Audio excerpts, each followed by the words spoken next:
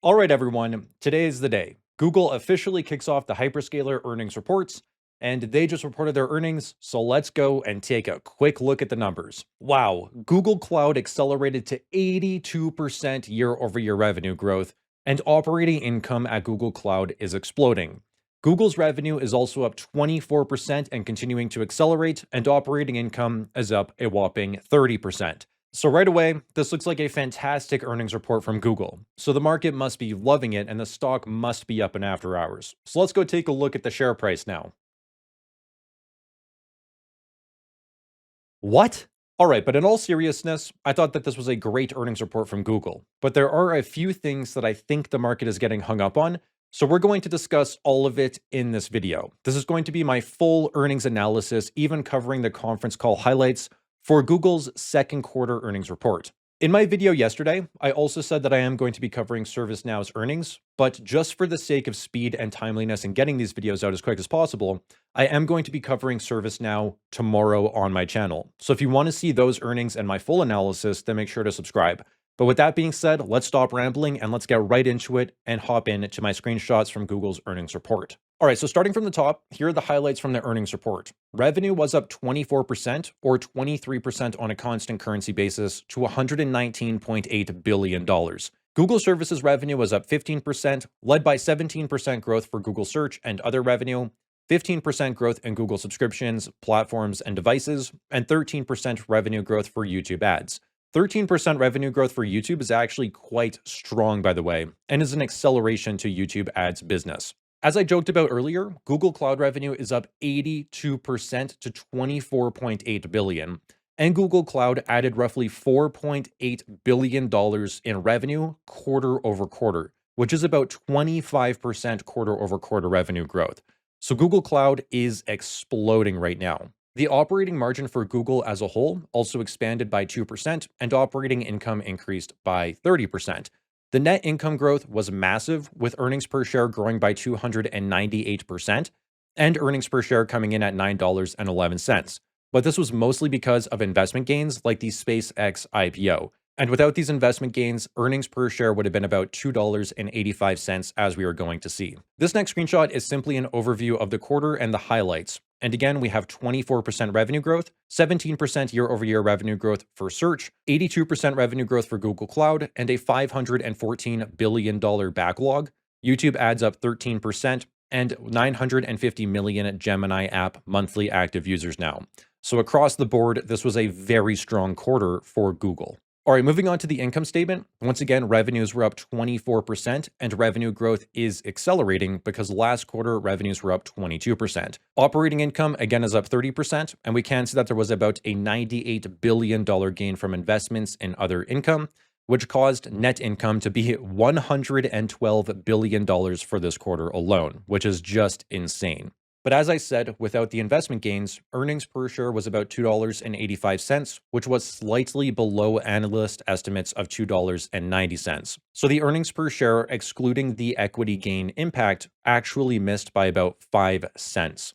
Earnings per share also would have been up roughly 23% without those equity investments factored in, which is still very strong growth to the earnings per share. We can also see that search revenue slightly missed, but across the board, everything else was a beat, and a pretty massive beat. And in my opinion, again, this was a very strong quarter from Google. All right, moving on to Google's earnings slides. Again, we can see that revenue accelerated to 24% year-over-year growth versus 14% year-over-year growth last year.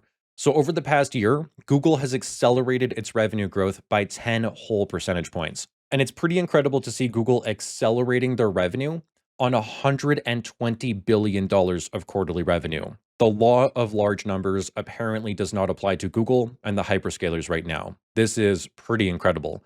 Then again, we can see that the operating margin also expanded to 34% for the company for this quarter. All right, moving on to the next slide. This one shows us all of Google's different business segments and their growth rates. So subscriptions, platforms, and devices grew by 15% year over year.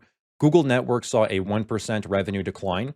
YouTube ads again saw 13% growth, and then Google Search and others saw 17% year-over-year growth. This collection of businesses, which I would call Google's core businesses, did see their revenues grow by 15% overall, and their margins expanded by 1.7% to 41.8%, producing operating income of about 39.5 billion.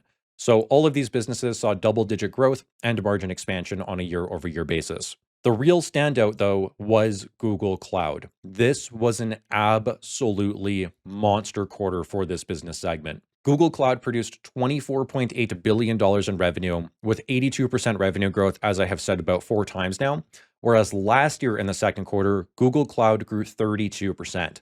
So year over year, Google Cloud's revenue growth rates have accelerated by 50 percentage points. That is ridiculous. And Google Cloud is seeing a tremendous amount of demand. Now, at the same time, Google Cloud's operating margin expanded by 15 percentage points, which led to Google Cloud's operating income nearly tripling to $8.8 billion for the one quarter alone. This is a massive expansion of profits for this business segment. This next screenshot also shows you the ridiculous revenue acceleration for Google Cloud, and it has been skyrocketing for the past 4 quarters and continuing to accelerate, now at 82% year-over-year growth. This is the most growth that Google Cloud has seen in years. I think that this is probably the best growth that the company's actually ever seen. For example, in the second quarter of 2021, they were growing at 54% and then decelerated over the next 2 years. Now there is a very, very clear reacceleration for this business, even at a larger scale. Now, moving on, let's start to talk about cash flows. And here we can see that operating cash flow was up 41% year over year for the second quarter to $39 billion. However, capex increased by 100% and came in at 44.9 billion, which means that Google overall produced negative free cash flow of about $5.9 billion this quarter. This is the first quarter that Google has now produced negative free cash flow due to all of their capital expenditures. And I think the market is starting to get shaky about this, because Google is now having to issue shares and raise debt to continue funding their massive capital expenditures. It's no longer being funded by organic cash flows officially as of this quarter. The large increases to capex also caused Google's trailing 12 months free cash flow to decline by 20%, down to about $53.3 billion now. And as I have said in recent videos, the decline to Google's free cash flow is going to make the stock look extremely expensive if you're trying to value it off of a price to free cash flow basis. Because now Google is around 80 times free cash flow after this earnings report. So what I am doing for the time being is I am focusing on the revenue growth rates for these businesses, and Google's revenue growth is accelerating, as I have said already. Google Cloud's revenue growth is massive, and I believe that this suggests the capital expenditures that Google is doing is clearly paying off, because their Google Cloud business is exploding and the overall top line of the business is accelerating as well. Then the second metric that I am focusing on is the operating cash flows. I want to make sure that the operations of all of the hyperscalers while they're investing in capex are actually producing more cash. And for Google, that is 100% the case, with their operating cash flow growing 41% on a year-over-year basis for this quarter. So far, in my opinion, it does look like Google's capex is paying off and producing a positive ROI for the business, because revenue and the operating profits are accelerating and growing strong. But in the meantime, we are seeing trailing 12 months free cash flow decline significantly, and Google's free cash flow for this quarter again was officially negative, which I don't think the market liked. Moving on to our next screenshot, this is Google's cash flow statement, and I know that there is a lot going on here, but don't worry, I'm going to hold your hands and it's going to make a lot of sense. So right at the top, we can see that Google removed $135 billion worth of investment gains year to date, and $99 billion worth of investment gains in this one quarter. This was what caused the net income to grow so significantly, so they're just removing this because it wasn't an actual cash flow for the business. Then moving down, we can see that operating cash flow for this quarter once again was $39 billion versus $27.7 billion last year, which is that 41% growth. Year to date, Google has produced about $85 billion of operating cash flow. Now, let's take a look at the purchases of property, plant, and equipment, which is the capex for the business. And for this quarter, capex was roughly $45 billion, which caused free cash flow to be negative. Year to date, capex has been $80.6 billion. So year to date, Google's free cash flow has been about $4.3 billion. And I believe that this trend of negative free cash flow is actually going to continue over the coming quarters. And in 2027, there is a chance that Google is going to be free cash flow negative. Now, as we move down the cash flow statement, we can see that repurchases of common stock has completely stopped. Google is no longer buying back shares because they are investing every available dollar into capex. That is a pretty large change from them continuing to buy back shares on an ongoing basis over the past few years. We can also see that Google raised $30.5 billion from issuing shares this quarter. So not only did they stop buying back shares, but now they are also diluting to raise more money to fund their capex and invest as much money as they can into their Google Cloud growth. Then additionally, we can see that there was proceeds of about $25 billion from debt this quarter, and they have raised about $56 billion of debt so far year to date. So to summarize the cash flow statement, Google's free cash flow is disappearing and was negative on this quarter. The repurchases of common stock have stopped, and they've actually flipped to Google now issuing shares and diluting. And Google has raised $56 billion of debt to continue funding its capex year to date. This is a massive investment that Google is doing now, and I think that you can see why the market is beginning to get skeptical on this, because it's no longer being funded by organic cash flows, and they're officially diluting and raising a lot of debt to continue investing in capex.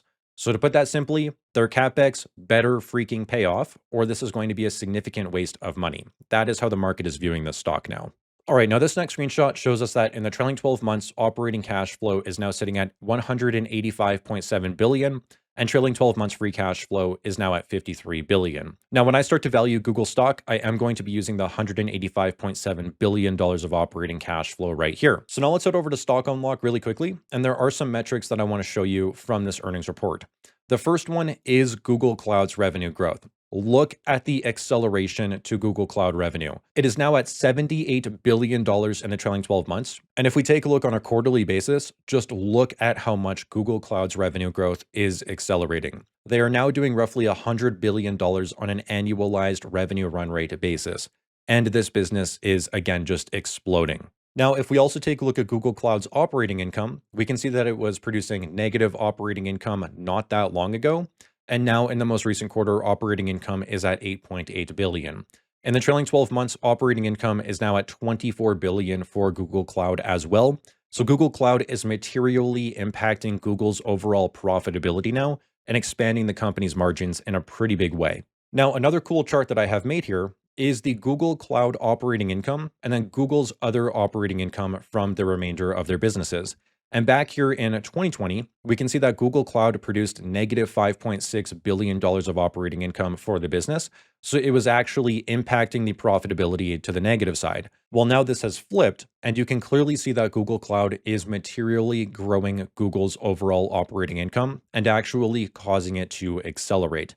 This is great to see. And this is one of the reasons why I believe that Google's investments in CapEx is paying off, because their operating income is also accelerating largely from Google Cloud. All right, so now let's talk about Google's valuation. And here we can see that the market cap is $4.2 trillion in after hours trading now.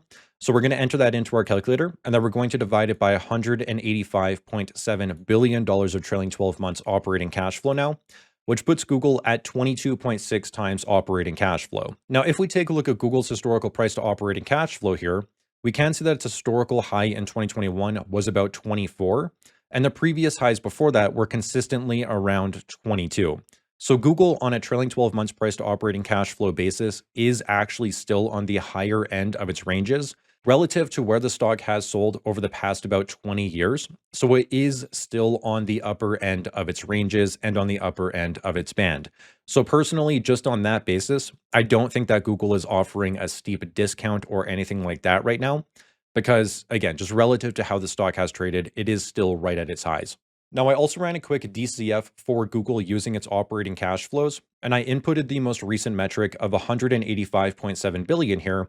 And over the next 3 years, I am using analyst estimates and saying that they will compound their operating cash flow by about 21% annually over the next 3 years. Then I am also saying that Google will trade for an 18 price to operating cash flow, which is their 10-year median, as you can see right here in this chart. And you can also see that Google is clearly way above their median right now. So in this DCF, I'm saying that they will get back to their historical averages. And with these inputs, we get a 12.5% compounded annual growth rate to Google's share price over the next 3 years, a fair value of $366, and a future stock price of $484 by about 2029, which is a 42% total return. So basically what this DCF is showing us is that over the next 3 years, if Google can actually hit analyst estimates and grow their operating cash flow by 21% annually and get back to their historical average 18 price to operating cash flow, then the stock is about fair value right now. And this is the main reason why I am not a buyer of Google shares right now, is because if they hit analyst estimates, then the stock is roughly fairly valued. As I shared in my YouTube video yesterday when I did a pre-earnings analysis, I do not think that this is a large enough margin of safety for me, especially when my pretty conservative Meta DCFs are yielding much higher returns.